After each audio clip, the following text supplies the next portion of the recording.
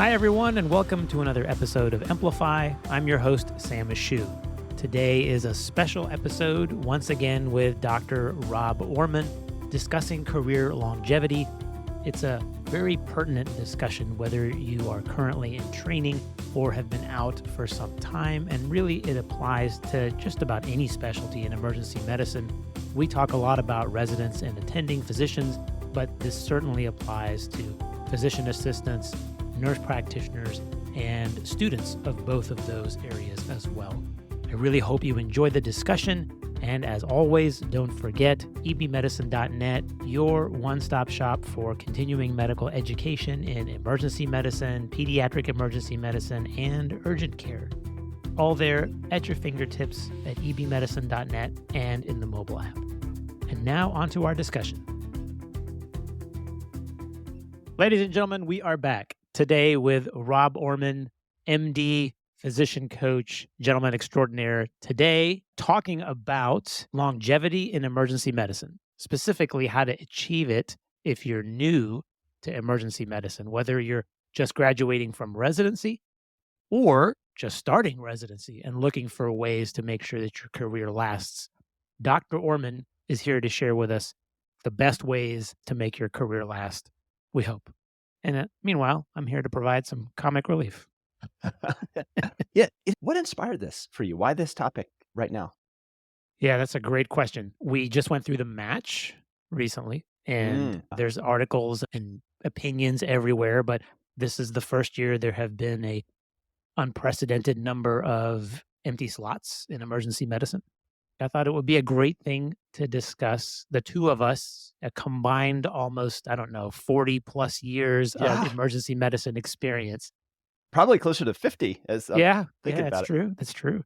Yeah, when you're talking about the match, that is, you and I know have talked to so many people about this, and everyone's got their theories, and maybe there's aspects of it that are positive, where there's some self-reflection or at least some honesty about it. As we were talking before the recording, there's so many things that are incredible about emergency medicine, but really, it is a hard job.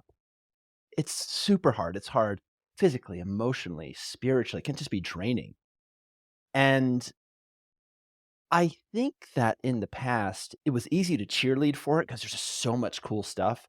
But that veneer has gone away to some degree. And med students aren't dumb, and they're not blind, and they see that it's waiting room medicine, things are short-staffed. It's especially hard now. And I think that when you focus on a career, and emergency medicine is an incredible career, I think that one of the things to understand, we focus on the job. One of the things to focus on when we're thinking about career longevity has nothing to do with what goes on inside the hospital. We think like, it's the job. God, how do I focus on the job? How do I have the longevity there? It's the personal domain. It's self-care, it's relationships, how you develop as a human being, how you manage your finances, how you recharge between shifts. All of that stuff outside the job itself. We could definitely get into the specifics of what you can do at work to have a better chance at longevity. But it's the foundation. Like if there's a pyramid of a hierarchy of needs to approach your job with, at the bottom of that pyramid is the personal domain, all of that stuff. And then it's the professional domain above that. And then it's working on the systems.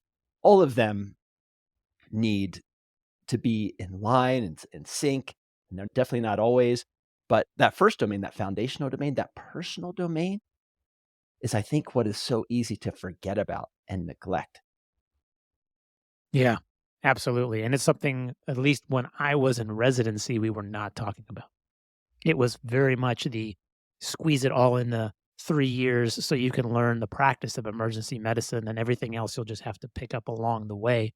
And I think to some degree, at least, that mentality stays with you for some time after residency. You forget that you're not a resident anymore.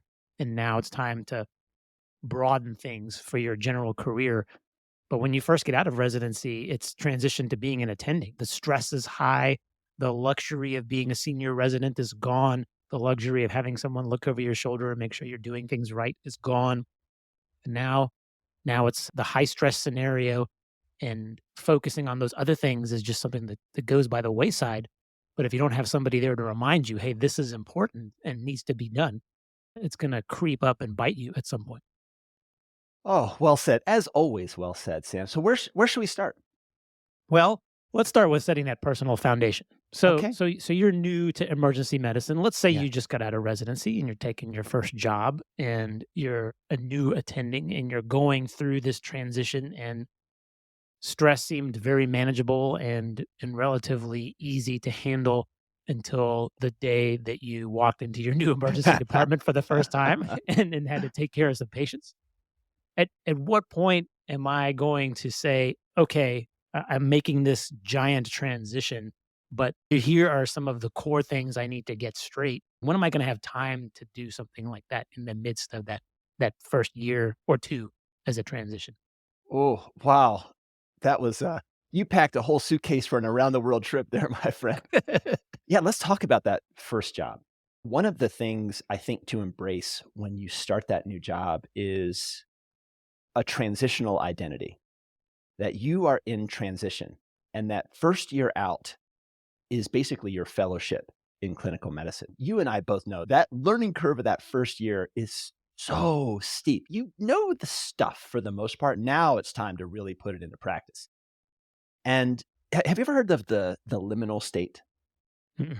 The limit so it's basically it's a state of becoming. It's a state of being a bit adrift, like a hallway between two rooms. And when you become a new attending, that is the quintessential liminal state. It's really unsettling and it's anxiety provoking.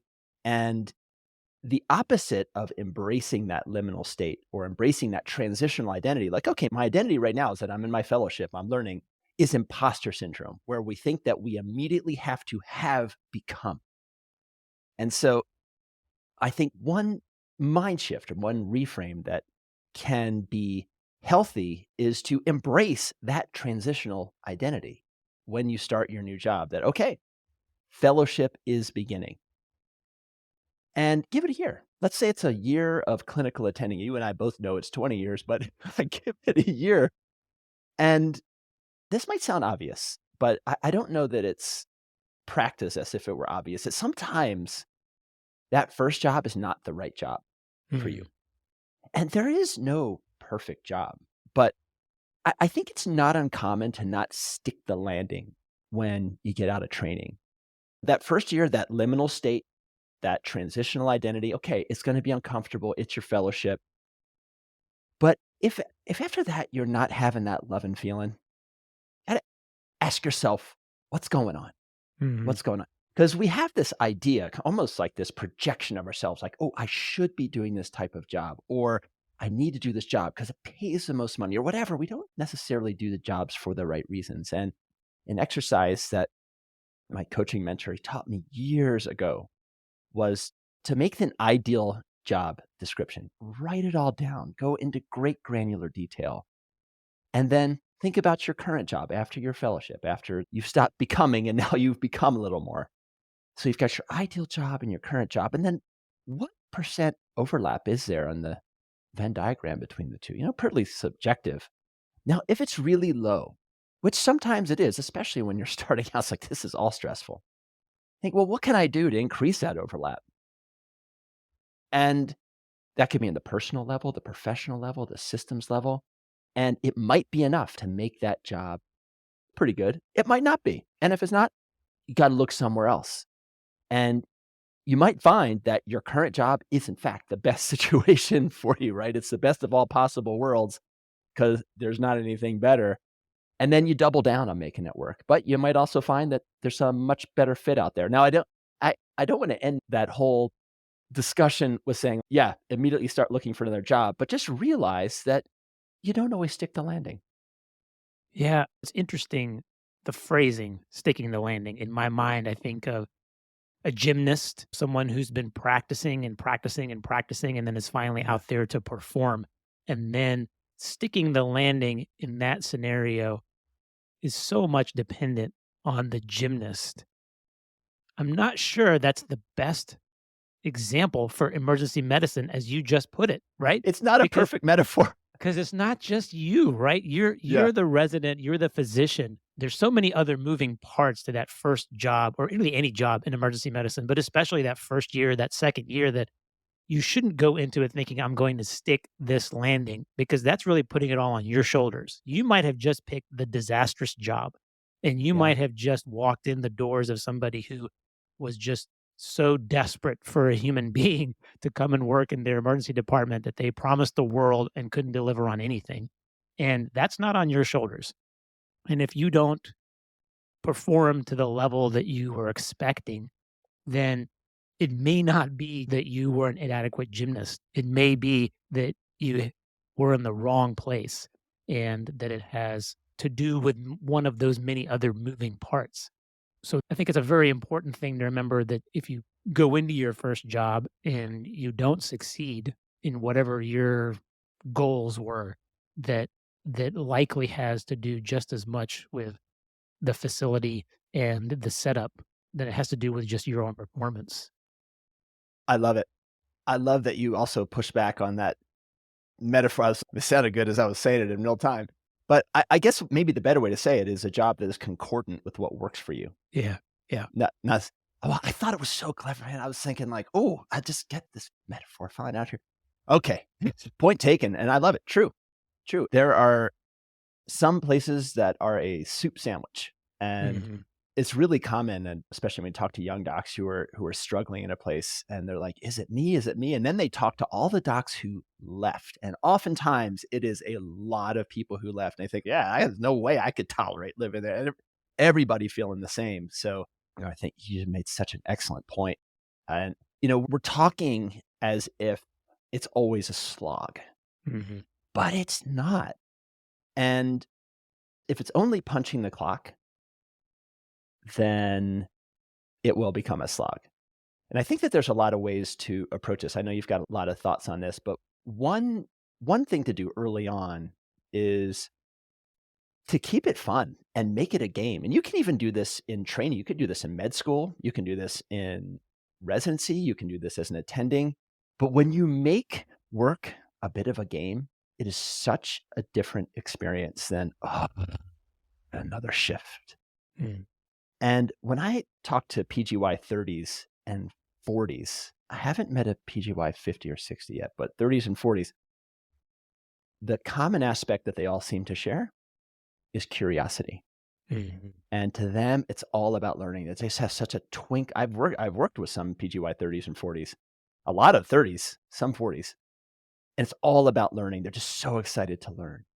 And when I was a chief resident, one of my attendings said to me, with real sadness in his eyes, this is a guy who's probably 5 years out, and he was amazing. Like you'd go into trauma with this guy, and it's like, whoa, okay, that's how I want it. But he said, real sadly, that the best I'll ever be was when I was a chief resident. Mm. And no, no, no, no, no, no. That is not set in stone. And so build goals Mhm. within your practice, like learning a skill, reaching a certain level. And then when you get there, build new ones. And you'll find things that when you start working are a challenge for you. And everyone has different challenges. For me, it was documentation. And the thing that is the joy killer of shifts is staying 4 hours after every shift, Oh, documenting. Let me tell yes. you you do that for 10 years, you ju you basically just doubled or added another half of a of a career onto that. Yeah. That is Mhm. not concordant with longevity. So you find these things like, what are my pain points? And these pain points are painful, and they just suck the joy out of work. And so you find them and think, all right, make that a goal. Make that fun. How am I going to approach that so that is optimized and it goes from something which is a burden to something that I have mastered? And so personally, I did that with documentation halfway through my career. And the second half of my career is like, oh, this is great. And a perfect example of this is when you're a young attending, certain patient types really get you bumped out. An elderly patient who's weak and dizzy with nonspecific complaints. Okay, great. Figure out your approach, build a framework for that. And then when you go in, it's going to be awesome when you do it. Yeah. Yeah, that's great advice. In fact, all the people whom I've ever met who I thought were experts in doing something in the emergency department had that expertise come out of some feeling of inadequacy about that topic. So our airway guru was someone who went, I got out of residency and I just felt completely inadequate when it came to airways. So I made it my thing. The documentation guy was the person who just didn't like the way that the group was documenting and decided to make it his thing. The person who is really interested in geriatrics always said, these cases are just so challenging. I always feel like I'm missing something. So she made it her thing. This is my approach to the geriatric patient. And her order sets were always the best for the geriatric patients. And so you learn your inadequacy or what makes you feel inadequate. And that's prime fodder for becoming an expert right there. Right. We look at these master clinicians and think, oh, they came out fully baked. No, No, quite no, the opposite. it's, it's always hard. The job is always hard. And it's just continual work. It's continual work on yourself. It's continual work on the job. And it's continual improvement. And one thing that I really came to appreciate further on in my career, I'm curious what you think about this. And it's easy to overlook this when you're starting out because you just have so much vim and vigor and you're just getting on it, and is tension and relaxation Mm, at work. And you look around next time you're at work, I don't care what level you are, you look around, look at the shoulders of everyone mm, you're working with. You carry so much tension around the entire time. And it's like carrying a 200-pound backpack around your whole mhm, shift. And I think that's the natural state because it's so common is for us to hold tension in our bodies the whole shift, and it adds up. And I think it's akin to working in a continual threat response. You're just "Grr," and it's subtle, and it's also different from the tension that we bring to a challenge, like a resus when it's game on, it's a little bit of tension, you need to have a little bit of that to stay focused. That's tension meeting a challenge, which is invigorating and allows us to perform at the highest level. So one I hate the term hack. I'd say one approach, one tool is to create a moment in your shifts, like an anchor, that will be a trigger for you to remind yourself to just release tension. And if you can do that, perfect example is when I sit down at my computer, I will take a breath and relax my shoulders. And you just like put a little sticky note on the side of your computer that says, I don't know, shoulders, or says breathe. But it's got to be something that actually reminds you to just release a little bit of tension.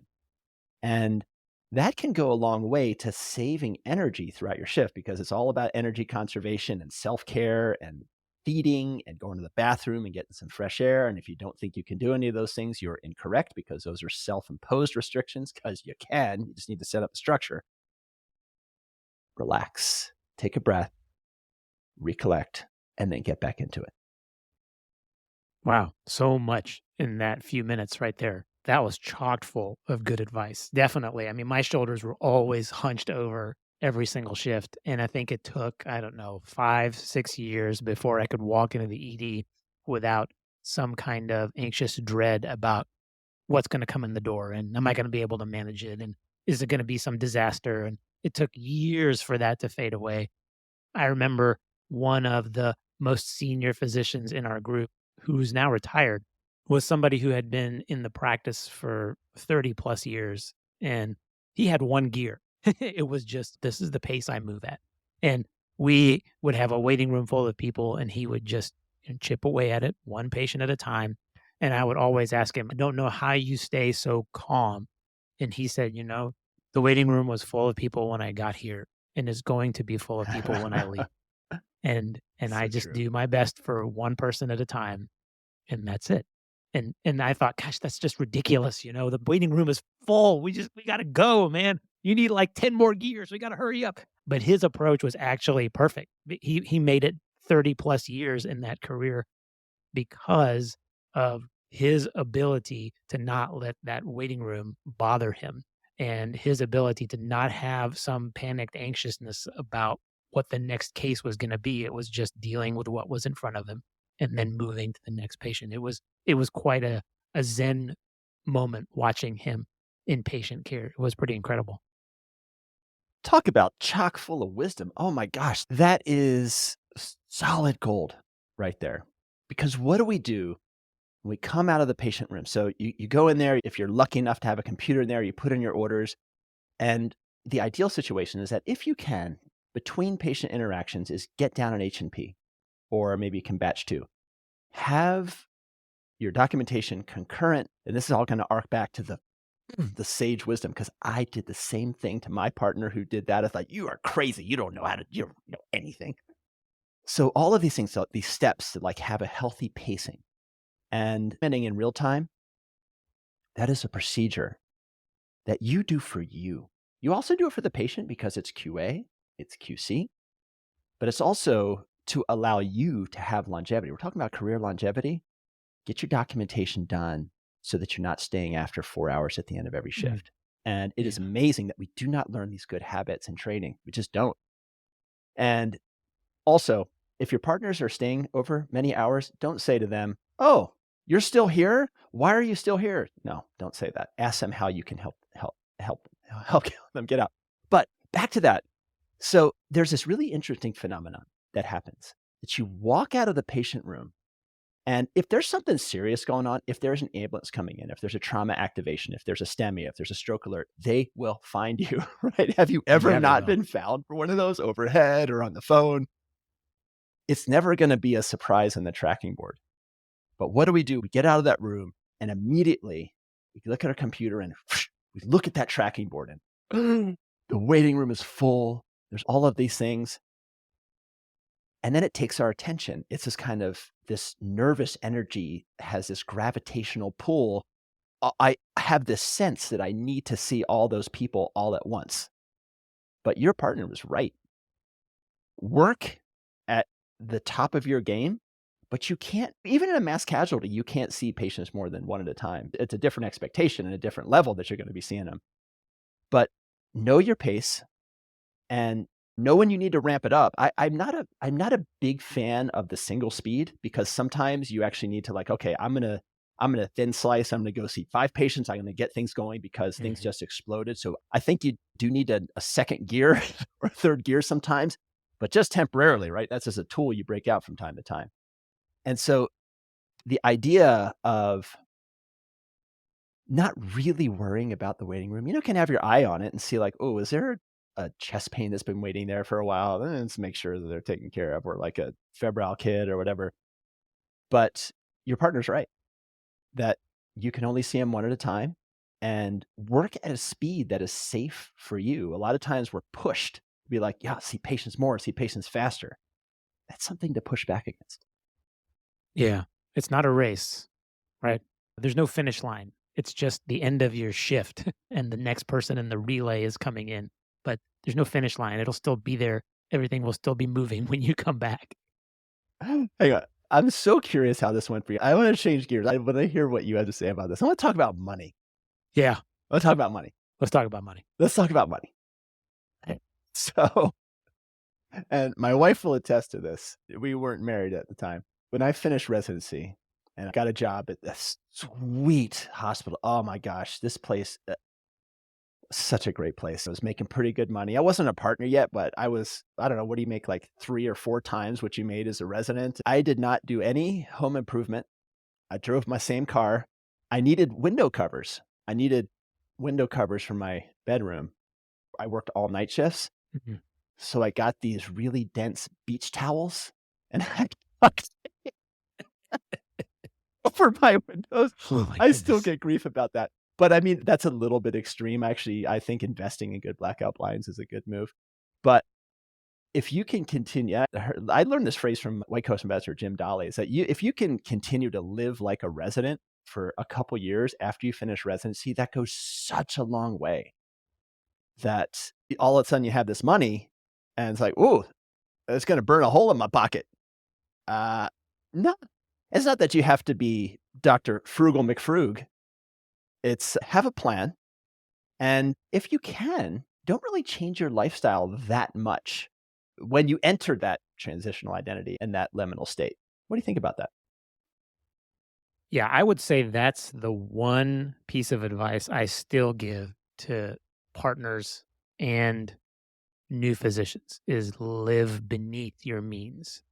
I think the transition from resident to attending is going to expose you to a lot of different spending types and variables, and you're going to meet partners who double down on elaborate vacations, partners who have elaborate homes, choose to invest in elaborate cars, and each of them is going to have their little interest where they're just spending money like it's growing on trees, but none of them are doing all of those things at the same time. So you don't have to live in the largest home and take the most extravagant vacations and have the coolest sports car and the most expensive car on the block and have the most expensive gadgets and electronics. It's okay to have hobbies and interests, but living beneath your means will pay off in dividends down the line, not just because it's always stressful to be in debt, but it will free you from being a slave to your shifts when it comes time for scheduling. And that is where I actually saw a few of my partners burn themselves out when I would ask them, "Hey, I noticed how many days in a row is this for you?" And they would say, "Oh, I'm on day number 10 of 14." And I'd say, "Gosh, that's a lot of shifts in a row." Did and I remember when I was the medical director, I would say, I'm pretty sure I didn't schedule you 14 days in a row because if I did, I'm really sorry. I totally goofed that up. I mean, we use software, we do all these things. I don't see how you got 14 days in a row. And they go, "Oh, no, no, no, no, you didn't. I did this to myself." Mm. And I would say, "I don't why did you do that?" And they'd say, "Well, I gotta pay bills and I could really use the extra income." And then I would follow that up with, "Well, is this a temporary thing? Because that's a great way to burn yourself out working 14 days in a row unless you're about to take some giant vacation or something." They go, "Oh, no, no, no. Then I'm just gonna go back to my regular schedule and then work another 7 in a row and then take a day off and come back for another 7." I said, "Gosh, that's a terrible schedule." And so the number one driver for that decision making was always money. Mm. Always, 100% of the time. Mm. And my happiest partners are the ones that weren't necessarily the richest ones, but the ones who were the smartest about how often they needed to work and how much they needed to work. And it was gauged purely by money. If they wanted to work an extra shift because they were bored, well, that's the ideal place to be. But if you have to work extra shifts because you're having trouble with your finances, then do a better job managing your finances and cut back somewhere. Yeah, know how much you spend. Yeah. Know how much you spend, know how much you wanna save, and if you're repaying loans, don't make it a mystery, and I think a lot of times we just keep it a mystery, and we also think that we have maybe embraced domain transfer, that because we have this advanced degree in medicine, we all of a sudden really are experts in finance as well. Yeah. Yeah. One of the best moves that we did when we were about a year out, I thought, "Oh, man, I'll read a book here and Imma be a financial wizard." Oh my gosh, I mean, it takes attention to manage that thing, and, you end up having a good income and good savings, hopefully. We got financial advisors, a financial team. We meet with them once a year, just met with them yesterday, and talk to them periodically to talk about strategy, and they say, "What's your risk tolerance? How much are you willing to risk and versus the gains?" And you just kinda go over that and say, "Okay, we will, get the strategy going." And it is just money so well spent. And that's not for everybody, but this is probably gonna be your main source of income for your life. Yes. Yes, And it is. and we Yes, it have is. advisors for so many other things, and you think, financial advisors, not worth it. We've been with them now for Mm, 23 or 4 years, and, you picked well. it's yeah, yeah. Yeah, but it's such it takes such a load off, and, they're not Mhm. always right. I mean, the Yeah. market goes up, the market goes down, but it's like there's no mystery about what the rate of return is and where things are. I guess I could do that in Vanguard, but I just don't want to. But actually, I wanna get to something that you said about the scheduling, about those 14 shifts in a row, Mm, and we have known each other for this pretty much the entire second half of our clinical careers, mhm. and you can get away with this when you're younger, but very shortly after, you can't. And embracing it early on, I think, is important, is that you need to recharge between shifts. It's just physically and mentally draining. This is emergency medicine in a busy place. Like, if I don't know if you may work in a really sleepy place, I don't know if this is necessarily the case, but most places aren't like that. They're busy. And I don't care if it's academic, I don't care if it's community or whatever it is, or mixture. It's the same. And it is just draining. And you need time to recharge. You're like a video game character with a health bar that goes down to zero. Your neurotransmitters are depleted. You're physically just tired. Probably there's some cortisol action going on there. I don't know the science behind it, but know that you will need time to recover. And then when you are scheduling your shifts, just identify what works well for you and what you really, really don't want to do. And there's no right answer for this. The best answer on how the shifts go would be have a very prolonged period of just one shift and then another shift, like, all nights for months and then something else. It usually doesn't work like that. But you need to find out, what do you need to recharge? And then really commit to that. There are some groups that don't have flexibility. It's just such a tragedy when this happens. I'm like, why do this? It's just, it's nonsense, because you don't have to. It's just, these things are all in super programs now. And then you have a scheduler who puts some of the niceties on it and make sure that everybody's okay. But that's actually, I think, an important thing is, what's the flexibility and what I'm able to do as far as my schedule, versus everybody has to have this particular shift switch, et cetera. There's no flexibility. It's just this one way. Yeah, it's a really subtle red flag, but I think it's pretty important.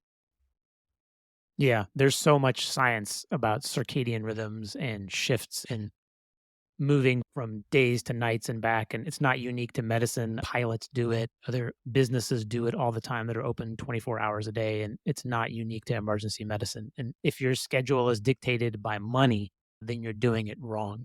And if you have the ability to establish with a financial advisor or somebody who can help you early on, very, very early on, just stay within some kind of budget, live under your means. It will help you so much later on when you hire that extra person, or when your group is having that talk about, do we really want an extra person? Everybody here is taking up extra shifts, and you go, "Oh, I'll give up some. I'll happily give up some. They can have 2 or 3 of mine a month easily, if not more." That's a good position to be in when you say, I don't need the money. I'm only doing it because the group has asked me to do it, hopefully temporarily. And that is a huge stress reliever down the line. I'm thinking about, as you're saying, what it's looking like to start out your practice. I'm thinking about some things that happened to me early on in my career, and I can imagine happened to you. It's had some bad outcomes. And those are so traumatic in many levels. It just really strikes to the core. I feel like so badly this happened with this patient. Sometimes it's a bad interaction. Sometimes you get sued. It's so much. And there's this culture of isolation that don't talk to anybody. You know what? I think that's such a bunch of baloney. And there are certain like legal protections and who can be called as a, if you have a bad case, there are two, I think, important things to do. Number one is, do not isolate. Have a friend, have a community, have a mentor. Having a mentor, critical. Can have multiple mentors. You can have a mentor who is your superior in time, somebody who is your peer, but have your failure friend that you call that's just going to listen. Have your mentors, have your communities that you can just vent this and get this out. Don't hold it in. And I think that goes for everybody. Like, just do the work, get it out. If you need to see a therapist or talk to a coach or whatever, get it out. Talk it, process it, and then action. Take action on it. You were talking about that airway, the airway expert. I had a couple of bad airway outcomes early on. I thought I was God's gift to airway coming out of residency. I wasn't, it turns out. And I thought these airway courses were for dummies. And I was just like, oh, I need to take an airway course. And it was like, so when something happens, just some of the action can be to really gain some expertise in that area. Did we talk about the purse snatching on the last podcast? I don't think so. So there's this thought, it's not necessarily a thought experiment, but it's an example of how trauma is processed. And one way that trauma is effectively processed is through action and community. And community can be hard to do. Don't neglect it. And do self care, exercise, sleep, feed yourself well. But action is really interesting. So you've got somebody sitting on a bench, park bench. Let's say it's a woman, she's got a purse on her lap. Somebody runs by, grabs her purse, and runs away. And the first woman doesn't do anything and just cowers in fear and just can't believe it. Happens again. The purse snatcher grabs a purse and woman like grabs it back and yanks it. It's like, my purse. Takes it back. Not necessarily that the taking back is the outcome. The first did not take any action. More likely to have disintegrated trauma. So that event is not integrated. It's just sort of like oil sitting on water. The second took action.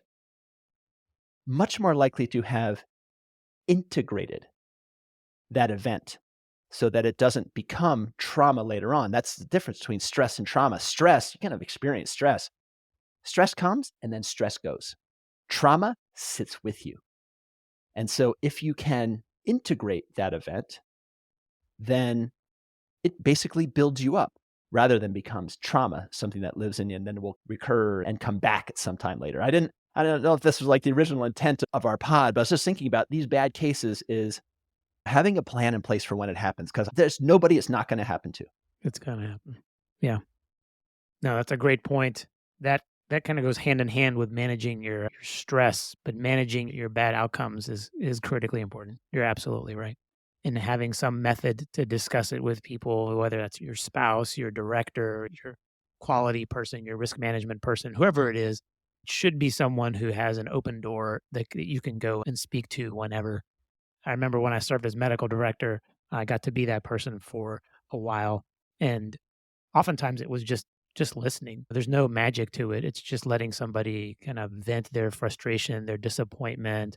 Saw a lot of tears, saw a lot of anxiety, saw a lot of need for counseling that was being given in those sessions. And it was honestly helpful for me too, because it was something that had occurred to me.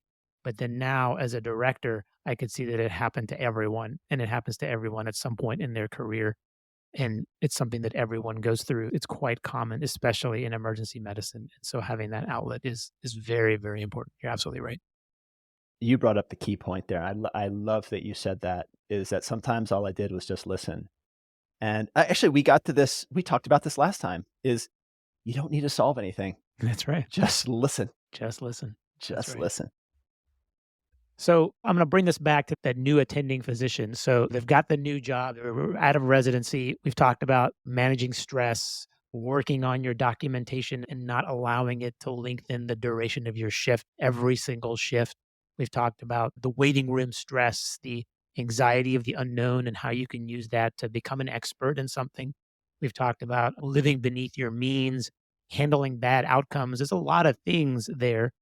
And if you're new in your career and you're going to try to put some of this into action, you think there's a golden time frame when you'd recommend that somebody, we don't usually schedule that into our planners, but maybe we should. Maybe after you get out of residency and take that first job, you need to set yourself a reminder, hey Siri, remind me in 1 year, I need to reevaluate my practice for these 10 things. Go.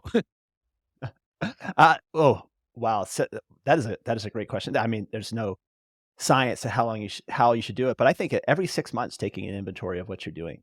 You can set it on your calendar, or you cannot redoing that ideal job description because it's going to change over time, and seeing how's it going, what can I do. Oh, I love the idea of a check-in. And there's so much more that we haven't talked about, inside interests inside the hospital and committees and what to say yes and no to. I think maybe that must be for another No, episode let's in talk the about future. those. So Should that's a whole nother category of things actually I wanted to bring up today was your diversity within emergency medicine. So we talked about stress management and all this stuff, and you got to have hobbies and you need to be a well-rounded person. This is usually a group that you don't have to convince to have hobbies. That's right. That's so true. That's so true. We're not going to talk about extreme sports because I know everyone listening to this is into something completely extreme. But we are going to talk about the diversity in emergency medicine. So you and I have benefited from finding niches where we could apply emergency medicine, but not necessarily clinically in front of a patient. But it helped support us, keep us grounded, root us in emergency medicine, and helped our careers by helping us reinforce that information by teaching, by doing things like podcasts. You speak at conferences, you're now coaching. All of these things they really are emergency medicine, but not at the bedside. And I want to hear your thoughts on how much that influenced your life and career. Well, I mean, the stuff you're talking about massively influenced because it's just, I mean, it's always evolving. It's still evolving today. So you never know where it's going to go. But I think early on, so if we're talking about a new doc, and I don't know that I am a huge believer in the niche that you got to find your niche. I think that's pushed a lot like, oh, find your niche and create your niche. I'm not so sure about that. I think that the real move is just get involved and get involved in teaching if you can. If you know what, if it resonates with you in committees, just get involved in something in the hospital that's beyond just punching the clock because it makes it such a different experience. You and I both know that the real magic place at the hospital, and these are becoming vanishingly few. What it used to be the physician lounge where you would get to know the other docs. That's right. And right, having those relationships was so important when you are calling a consultant. I mean, you and I surely have experienced this when you were on a committee with someone who has given you a hard time in the past. It's amazing that they don't give you a hard time anymore because now you know each other personally. You got to learn their first name. That's the golden key right there. You go meet them in the lounge, you have some lunch, and you realize that Dr. Smith's first name is John, and you're going to call him John from now on. And at 3 a.m., when you wake him up, you go, "Hey, John, it's Sam." And they go, "Oh, yeah, hey, Sam, what can I do for you today?" Right? Instead of, "Why? What are you calling me for?" Because you just hear that sigh that, "Oh, okay, it's Sam. Okay, yeah, all right." It's almost disarming to call them by their first name, but it's that familiarity that helps with that conflict because they know you, you know them. You guys are going to see each other tomorrow in the physician lounge, and now you need something from them for a patient, and that's worth its weight in gold right there. It's funny. You get so used to combat and fighting in training with all these other services. Then you get into a hospital where you're someplace you're going to be working for a while, and we're all just working together. And let me tell you, guys, there's always going to be a little bit of access to diagnosis floating around out there that you can do nothing about. But for the most part, it's collegial and it's nice, it's fun. I want to get your take on this because you have been so involved in admin and all these things, and you've been a director and you've seen people get involved. And I think that after your first couple years, because in your first couple years, you're trying to figure out what it is you're interested in, what it is you like. Yeah. But you need to get really comfortable saying no. Really, because in the beginning, you're going to say yes to a lot of things.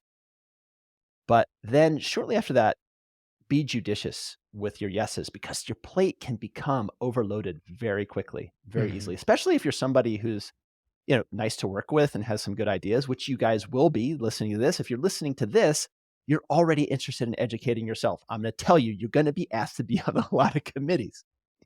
And we're talking about the personal domain and all these things that you can do for yourself.